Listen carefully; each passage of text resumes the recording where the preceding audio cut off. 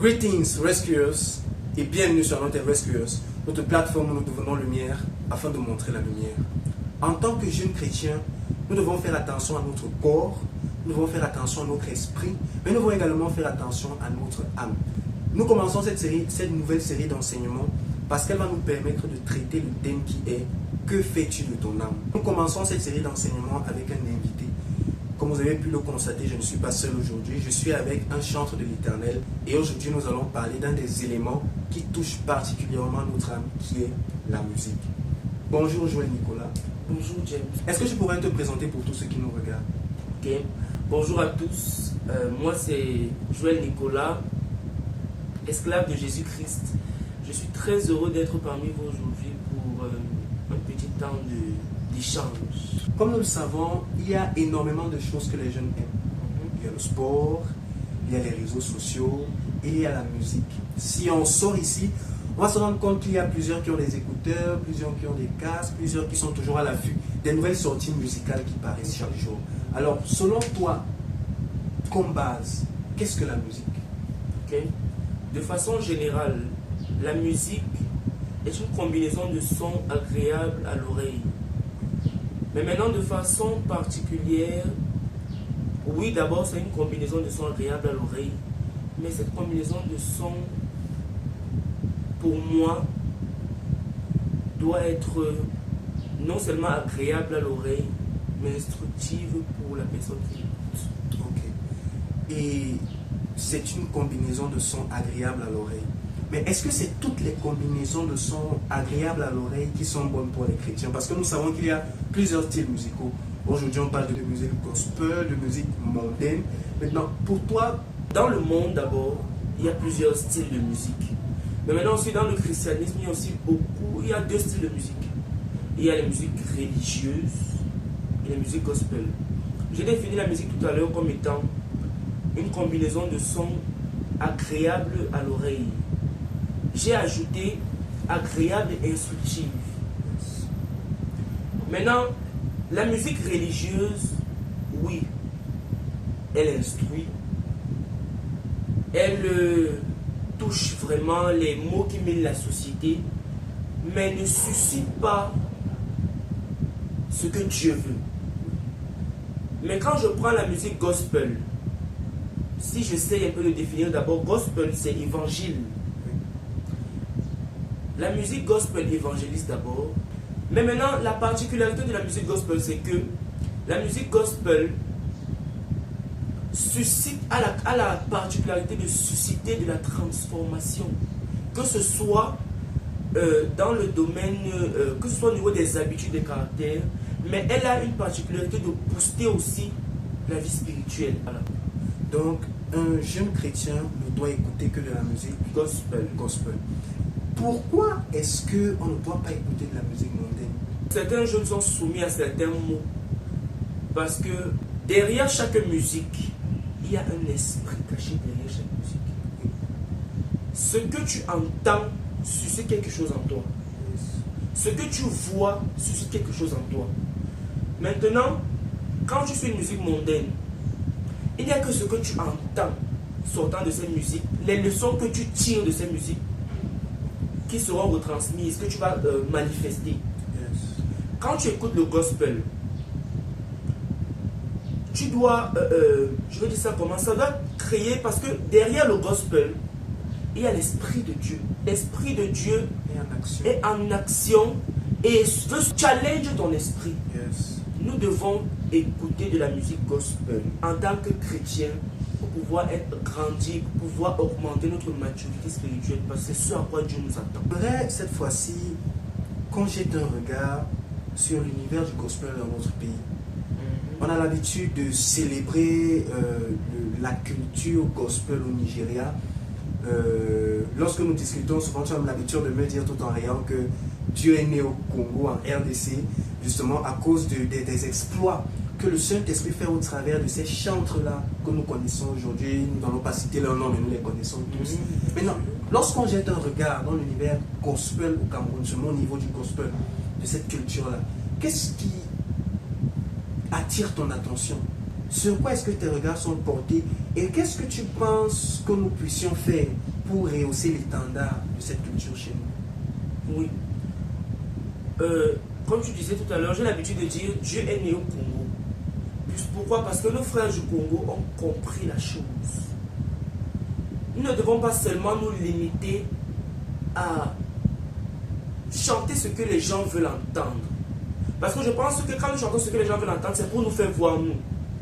Parce qu'on va dire que non, je préfère Joël parce que Joël chante ce qu'on rencontre tous les jours. Mais nous devons être capables de chanter en rendant ministère, mais pas en chantant, en rendant ministère, de toucher des points qui ne plaisent pas aux gens. Parce qu'à un niveau, nous devons punir la chair. Quand nous regardons la musique, comme moi, je regarde la musique gospel au Cameroun, je me rends compte qu'on n'a pas encore compris la chose. Pourquoi? Parce que dans ce qu'on chante, rares sont les chantres camerounais qui vraiment, je vais dire ça comment, approfondissent vraiment le domaine. La majorité des chantres aujourd'hui au Cameroun, ceux qui disent chantres sont des artistes même, ils ne sont pas chantres. La majorité des chantres aujourd'hui, c'est tu passes ton temps à mentir et tu veux aller au ciel. Tu passes ton temps à faire ci, faire ça, faire ça, faire ça. Mais je n'ai pas encore vu, je dis bien, la majorité des chanteurs camerounais, je n'ai pas encore vu ou entendu peut-être mes grands frères, qui ce sont mes aînés, je n'ai pas encore vu mes grands frères peut-être dire entre dans une vie de prière. Je n'ai pas encore suivi des chansons qui, je veux dire ça comment, poussent quelqu'un à aimer Dieu. Des paroles qui amènent quelqu'un à lire la parole. Moi, je n'ai pas encore suivi. Rares, s'il y en a, mais ils sont très rares. Et ils sont très cachés. Parce que ceux qui chantent pour plaire à la chair sont plus nombreux. Plus médiatisés. Oui. Ce que tu aimerais, c'est que nous au Cameroun, en tant que chantres, en tant que ministre de l'Éternel, Oui. nous travaillions davantage afin d'amener le peuple des jeunes, le peuple de Dieu, à entrer davantage dans sa présence. J'interpelle vraiment les chantres à une vie de consécration. Parce que quand tu vis une vie de consécration, en tant que chanteur, tu dois marcher comme Dieu veut. Si au début tu chantes ce que Dieu veut, que tu es rejeté d'abord, c'est pour la bonne cause. Parce qu'ils seront touchés à la fin. Nous devons écouter Dieu et reproduire ce qu'il nous dit sous forme de mélodie. Avant toute chose, mettons Dieu devant. Cultivons une certaine intimité avec le Saint-Esprit. C'est-à-dire, quel que soit ce que tu veux faire, même dans ce que tu veux porter, tu peux demander au Saint-Esprit, Saint-Esprit, dis-moi, voilà mon placard, voilà ma garde-robe, que dois-je porter pour que ce que je porte plaise à Dieu. De façon globale, que ce soit un chant ou un enfant de Dieu, il doit mener une vie de sanctification, de consécration, une vie mise à part pour le Seigneur. Parce que un enfant de Dieu d'abord, n'étant pas chantre, un enfant de Dieu d'abord, étant enfant de Dieu d'abord déjà serviteur de Dieu. Tu es censé d'abord montrer l'exemple, que ta vie reflète la gloire de Dieu. Juste par ta vie, tu peux amener quelqu'un à aimer le Seigneur. Par ton comportement, ta façon de parler, ta façon d'agir, tu dois amener quelqu'un à aimer le Seigneur. Chers frères et sœurs, je vous en supplie, mettons Dieu devant dans tout ce que nous faisons. Mettons-le devant. Lui seul sera nous récompenser. Amen. Ok, comme nous avons compris ce matin, la musique, en ce qui concerne la jeunesse, est capitale. Mais c'est le bon choix de la musique que nous écoutons qui va nous faire grandir spirituellement. Nous devons faire attention à ce que nous écoutons.